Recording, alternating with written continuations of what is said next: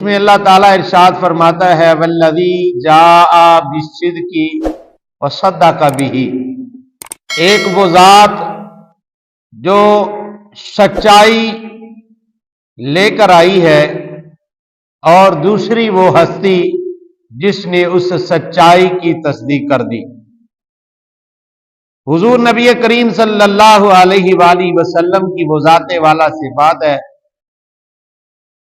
کہ جو اللہ کی طرف سے صدق لے کے آئی ہے، سچائی لے کے آئی ہے،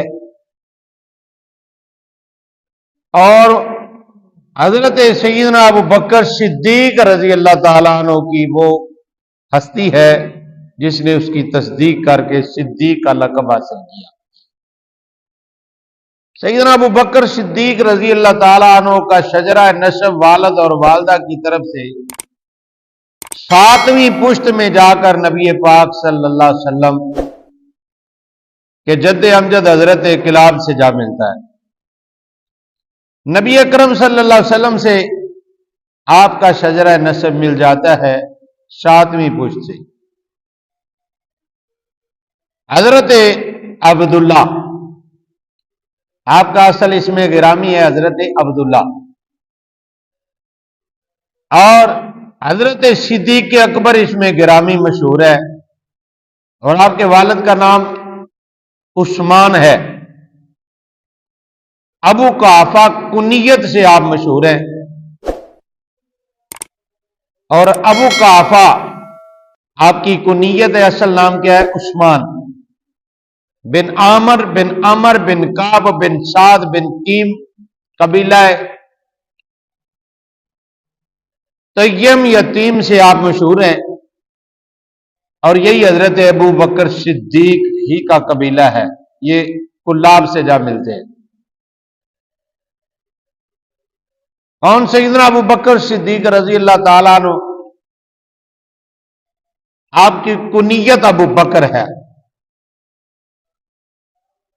بکر کا معنی ہے موسم بہار کا پہلا پھل۔ ابو بکر میں جو لفظ بکر ہے اس کا معنی ہے موسم بہار کا پہلا پھل۔ آپ کی کنیت اس لیے جب گلشن نبوت میں بہار آئی تو اس بہار کا جو پہلا پھل ہے، اس بہار کا جو پہلا پھول ہے، وہ سیدنا ابو بکر صدیق رضی اللہ تعالیٰ عنہ، اس لیے آپ کو ابو بکر صدیق کہا جاتا ہے۔ سیرت البیہ میں ہے فَأَبُو بکر رضی اللہ عنہ اولو من غیر رسول اللہ صلی اللہ علیہ وسلم اسمہ ولقبہ عتیقا لحسن وجہہ او لانہ اتقم من الذم والعیب او نظر الیہ صلی اللہ علیہ وسلم فقال ھذا عتیق من النار فہو لقب وجد فی الاطلاق، کہ حضور نبی کریم صلی اللہ علیہ وسلم نے آپ کا اسم گرامی تبدیل فرما دیا۔ آپ کے حسن و جمال یا عیوب و نقائص سے پاک، عیب و نقص سے پاک ہونے کی وجہ سے آپ کا لقب عتیق رکھا گیا۔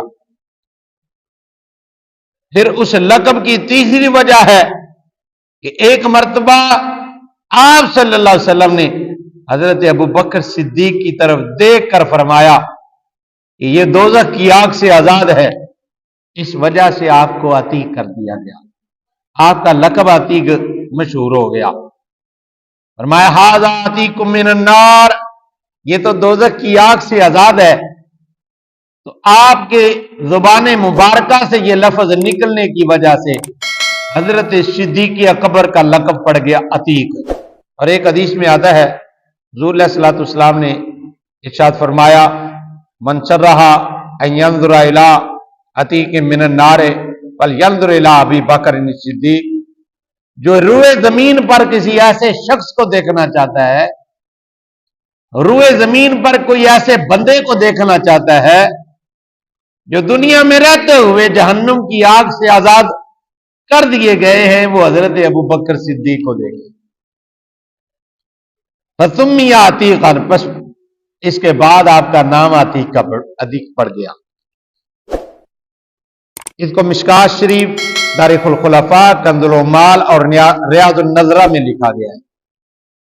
ثابت ہوا کہ عتیق لقب آپ کا دو وجہ سے ہوا، ایک تو حسن سیرت و صورت کی وجہ سے، اور دوسرا دوزخ سے آزادی کی وجہ سے۔ تو ہو سکتا ہے ابتدا میں لوگ پہلی وجہ سے آپ کو عتیق کہتے ہوں، اور حضور علیہ الصلوۃ والسلام نے ایمان کی نعمت ملنے کے بعد آپ کا لقب دوسری وجہ سے عتیق رکھ دیا ہو۔ عتیق کے مزید معنی ہے، پرانا بزرگ قرآن مجید میں خانہ کعبہ کو بیت اللہ العتیق کہتے ہیں، اور نسبی عظمت و طہارت کی وجہ سے عتیق کا معنی عمدہ بھی ہے۔ ذکرہ البغوی فی موجمہ وقال مصعب وطائفۃ من اہل النسب انما سمی عتیقا لانہ لم یکن فی نسبہ شیء یعاب۔ کنز العمال، اسد الغابہ، زرقانی علی المواہب، المستدرک للحاکم، طبقات ابن سعد، ریاض النظرہ، وحلیۃ الاولیاء، تمام کتب میں یہ لکھا گیا ہے کہ حضرت امام ابو نعیم فرماتے ہیں سمیٰ بذالک لأنہ قدیم فی الخیر والعتیق القدیم۔ آپ کا لقب عتیق اس لیے ہے کہ آپ بھلائی اور سخاوت کے پیکر تھے، اس طرح آپ سچائی کے پیکر ہیں، صدق و وفا کے پیکر ہیں، اسی طرح آپ بھلائی اور سخاوت کے بھی پیکر ہیں، اور کبھی کوئی موقع خیر کا ہاتھ سے نہ جانے دیتے، اور یہ خوبی روز اول سے آپ میں رکھی گئی ہے۔ اور عتیق کا معنی یہی ہے، قدیم خوبی والا۔ آپ میں یہ خوبی درجہ تم ہے، بے پناہ خوبی ہے کہ آپ زمانے جاہلیت میں بھی سخی تھے اور دور اسلام میں بھی آپ سخی ہیں۔ حضور علیہ الصلوۃ والسلام نے جب بھی اعلان فرمایا کہ اللہ کی راہ میں صدقہ کریں، اللہ کی راہ میں خیرات کریں، تو سب سے پہلے جس نے صدقہ لا کر حضور کی بارگاہ میں، حضور کے قدمین شریفین میں رکھا، وہ حضرت ابو بکر صدیق رضی اللہ تعالیٰ عنہ۔